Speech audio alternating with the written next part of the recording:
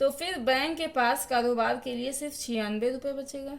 तो फिर बैंक के पास कारोबार के लिए 100 है मान के चलो, 100 में से 4 CRR के रूप में दे दिया, जिसको ना बैंक यूज़ करेगी ना ही RBI यूज़ करेगी। उसके पास कारोबार के यानी कि 96 रुपये टोटल बचते हैं। ठीक है, फिर क्या होगा, कम ऋण दे पाएगी। और जब बैंक के पास ऋण देने के लिए कम धनराशि होगी तो बैंक ऋण देने की प्रक्रिया में ब्याज दर भी बढ़ा देगी। जाहिर सी बात है, अब बैंक के पास केवल 96 रुपये है, अब वो लोगों को कम ऋण दे पाएगी, और जब कम ऋण देगी तो क्या करेगी, ब्याज दर को क्या करेगी, बढ़ा देगी। ब्याज दर को बढ़ा देगी, जिससे ऋण लेने वाला ऋण लेने से क्या होगा, कतराएगा, ज़्यादा लेगा नहीं। ज़्यादा रुपये ऋण पड़ता है तो फिर क्या होगा, वो नहीं लेगा, मतलब पीछे हटेगा। और अर्थव्यवस्था में मांग नीचे आ जाएगी। जब ऐसा होगा तो क्या होगा, लोगों के पास पैसा नहीं होगा तो फिर क्या होगा, मांग नीचे आ जाएगी। ठीक है, मांग नीचे, आर्थिक समृद्धि भी इससे प्रभावित होगी, लेकिन इससे मुद्रास्फीति भी नीचे आएगी। भाई जब लोगों के पास पैसा ही नहीं है, मांग भी नीचे आ रही है, तो फिर क्या होगा, मुद्रास्फीति भी नीचे आएगी। ठीक है, अब ठीक इसके विपरीत मान लीजिए कि यदि RBI को लगता है कि अर्थव्यवस्था में मुद्रा की कमी है। अब क्या लगता है अर्थव्यवस्था में कि मुद्रा की कमी है, तो क्या होगा, अर्थव्यवस्था में मुद्रा की कमी है क्योंकि मांग कम है। मांग क्या है, कम है। मुद्रास्फीति भी क्या है, सामान्य है। मुद्रास्फीति या इन्फ्लेशन जिसको कहते हैं वो क्या है, सामान्य है। तो RBI CRR को घटा देगी, तुरंत घटा देगी। उससे क्या होगा, अब मान के चलो, मान रही हूँ, ऐसा जरूरी नहीं, अभी प्रेजेंट कंडीशन में नहीं है, मान के चलो अब RBI कर देती है CRR को 3%। अब क्या होगा, उनके पास व्यापार के 97 रुपये बचेगा, यानी कि ज़्यादा रुपये बचेगा। जाहिर सी बात है, तो बैंक क्या होगी, ज़्यादा ऋण दे पाएगी, वो भी कम ब्याज दर पर ऋण दे पाएगी। बैंक क्या करेगी, ज़्यादा ऋण दे पाएगी और वो भी कम ब्याज दर पर ऋण दे पाएगी। इससे लोगों को ऋण लेने में आसानी होगी और फिर क्या होगा, वो लोग उपभोग कर पाएंगे, और जब उपभोग कर पाएंगे तो इससे क्या होगा, मांग बढ़ेगी, और जब मांग बढ़ेगी तो उत्पादन भी बढ़ेगा। उत्पादन बढ़ेगा तो क्या होगा, आर्थिक समृद्धि भी सुनिश्चित हो पाएगी हमारी। आर्थिक समृद्धि भी हमारी क्या होगी, सुनिश्चित हो पाएगी। लेकिन इससे एक चीज़ और बढ़ेगी, उसका क्या नाम, इन्फ्लेशन भी तो बढ़ जाएगा। इन्फ्लेशन भी इससे बढ़ जाएगा। बात समझ में आई?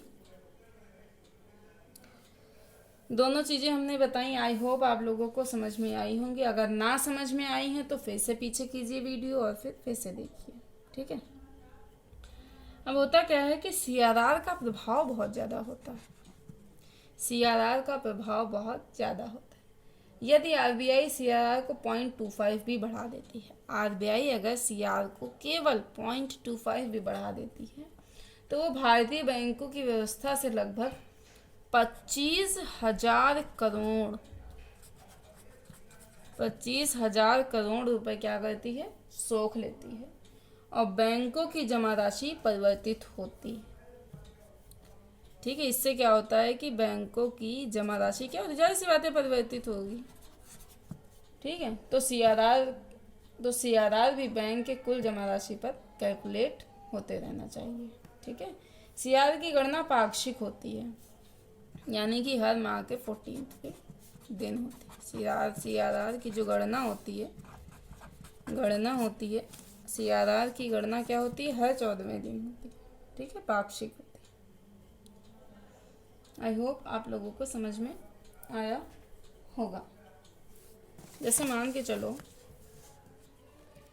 कि 100 रुपीज़ है, ठीक, 3% CRR, तो कितना हो गया, 3 रुपये हो गया। अब 14वें दिन ऐसे मान लीजिए 14वें दिन, ठीक है, 200 रुपये अब हो गए। अब मतलब बैंक के पास अभी तक कुल जमा राशि कितनी थी, 100 रुपये, अब कितनी हो गई, 200 रुपये हो गई। तो जो CRR होगा वो कितना देना पड़ेगा बैंक को, 6 रुपये देना होगा कि नहीं देना होगा। बात समझ में आया ना कैसे, 300 का जो था पहले वो, और फिर 300 का। आई होप समझ में आया होगा, ये इतना टफ नहीं था। अब मान के चलो अगले नेक्स्ट 14वें दिन, नेक्स्ट 14वें दिन क्या होगा। अब मान के लोगों की पहले हमने क्या बताया, 200 थी, अब 200 से घटकर इसकी हो गई, सॉरी ये पेन भी खत्म हो गया, 200 से घटकर हो गई 50 रुपये। अब 50 का वो 3% देगा, 50 का 3% कितना हुआ, 1.5 रुपये। तो पहले उसने कितना दिया था, 6। पहले कितना था, मैंने बताया ना, पहले ये देखो, इधर देख लो, देखो सबसे पहले उसके पास था 100 रुपये, उसने क्या किया, 3% देना था CRR, क्योंकि 3% है तो 3 रुपये दिया। अब 200 हो गया तो 3 तो पहले से, ये 3 भी हो गया, यानी कि टोटल उसके पास कितना हो गया CRR, RBI के पास 6 रुपये। अब 200 से घटकर मान के चलो हो गया है 50, कितना हो गया है, 50 हो गया है। तो 50 का 3% 1.5 रुपया हुआ। अब पहले उसके पास जमा है 6 रुपया, तो 6 माइनस 1.5 हो गया, कितना हो गया, 4.5 रुपये। तो 4.5 रुपये बढ़ा RBI के पास। तो RBI क्या करेगी, इसे जिस बैंक से बढ़ा, यानी कि जिस भी बैंक से बढ़ा उसको ये क्या कर देगी, वापस कर देगी, यानी कि अपने पास सिर्फ वो 1.5 ही रुपये रखेगी। बात समझ में आ गई होगी, अगर ना समझ में आई हो तो पीछे फिर से जाके देख लीजिए एक बार, फिर मैं समझा देती हूँ।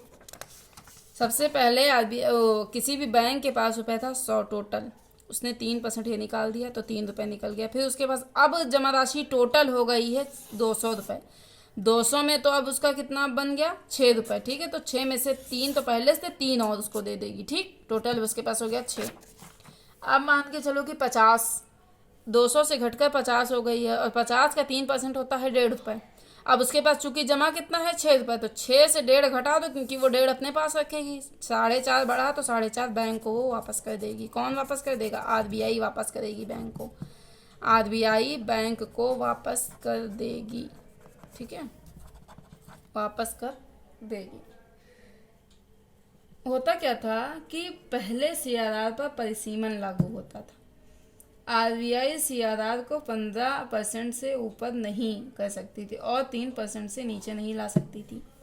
पहले होता क्या था, परिसीमन लागू होता था, परिसीमन लागू होता था। RBI जो है 15% CRR को 15% से ऊपर नहीं कर सकती थी, 15% से ऊपर नहीं कर सकती थी, और 3% से नीचे नहीं ला सकती थी, ठीक है।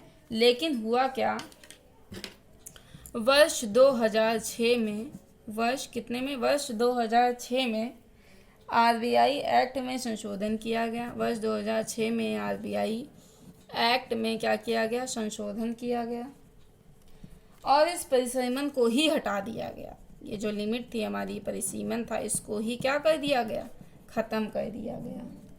अब चाहे तो RBI CRR को 0 भी कर सकती है, और चाहे ऊपर कहीं तक भी ले जा सकती है। आई होप आप लोगों को कम्प्लीटली ये टॉपिक समझ में आया होगा। अब अभी मॉनेटरी पॉलिसी ख़त्म नहीं हुआ है, मॉनेटरी पॉलिसी में ही हम लोग आगे बढ़ेंगे और SLR शुरू करेंगे, ठीक है। तो आई होप आप लोग को समझ में आया होगा, ठीक है। अगर आप लोग को समझ में आया तो प्लीज़ इसे लाइक, शेयर एंड सब्सक्राइब ज़रूर करें, और कमेंट सेक्शन में अपनी राय अवश्य दें, कमेंट सेक्शन में अपनी राय अवश्य दें। ध्यान रहे, मेरा पर्पज़ है सिर्फ आप लोगों तक ये सुविधा उपलब्ध कराना, क्योंकि बहुत से ऐसे बच्चे हैं जिनके पास ये सुविधा नहीं उपलब्ध हो पाती। तो आराम से घर बैठे केवल एक स्मार्टफोन होना चाहिए और नेट होना चाहिए, और उसका वो यूज़ कर सकते हैं। तो बेहतर होगा कि आप लोग इसे अच्छे से पढ़ें, कॉपी पेन लेके पढ़ें, ऐसे ही मत पढ़ें, और पूरी वीडियो देखें, आधी में बीच में मत छोड़ें, और जो जो मैंने कहा है उसका बिल्कुल पालन करें।